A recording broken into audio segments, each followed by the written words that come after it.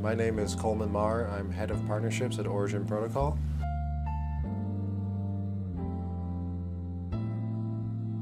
I got involved in blockchain technology on kind of a non-traditional path. I studied mathematics and economics in university, but my real passion was wrestling. So I pursued freestyle wrestling for a while after college, but I'd always stayed involved in blockchain as an investor. But when my athletic career wound down a little bit, I decided to jump full-time into crypto. So I started off as a volunteer. One of my French companies needed some business development stuff, so I volunteered and eventually they took me on full-time.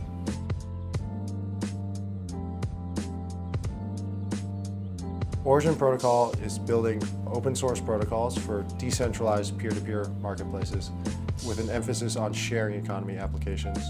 We want to remove the giant corporate middlemen from peer-to-peer marketplaces.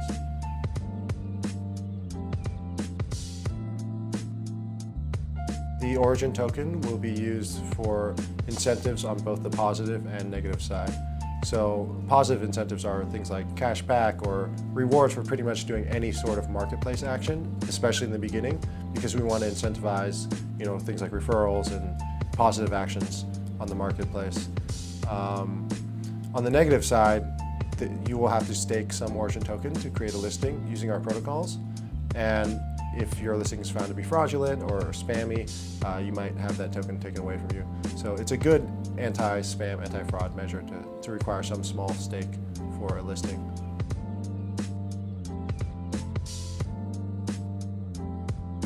I think people most often compare Origin Protocol to District 0x and OpenBazaar, which are two other kind of marketplace companies.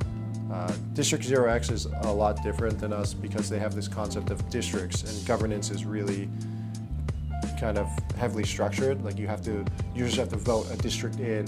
So there's specified, like ETHLance is a freelancer marketplace district on District 0x, but it had to go through a process to become this district or marketplace. What we're trying to do is enable permissionless development. So anyone can use our software, and they don't have to be official partners with us. They don't have to have any relationship with us, but they can use our open source software and build their own marketplace dApp with it.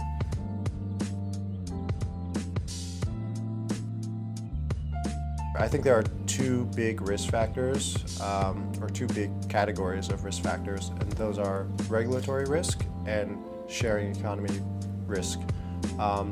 There's a lot of regulatory uncertainty with token companies, token sales in general. We've done everything by the book, really conservative, so we think we're in the clear. But who knows what the SEC may say in the future. And the other bucket of risk is with sharing economies. It's also a form of regulation. We've seen heavy-handed regulation given out to companies like Airbnb or Uber where they're banned in certain cities or countries. And we actually think we have a tremendous advantage in building a decentralized platform that's on an immutable blockchain. It's a lot harder to regulate. There's a smaller target on our backs because we're completely decentralized. So they'll have to actually regulate individual service providers, which is the way we think it should be.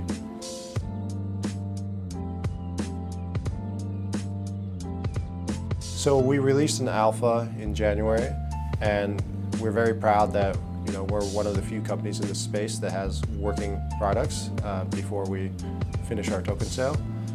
We're about to release a beta in 1 to 2 weeks, and we're aiming for a mainnet production launch on Q3 2018.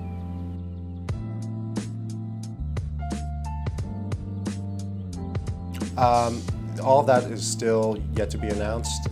We're still talking to our lawyers and advisors, and what I can say is that there will not be tokens generated until we are live on mainnet.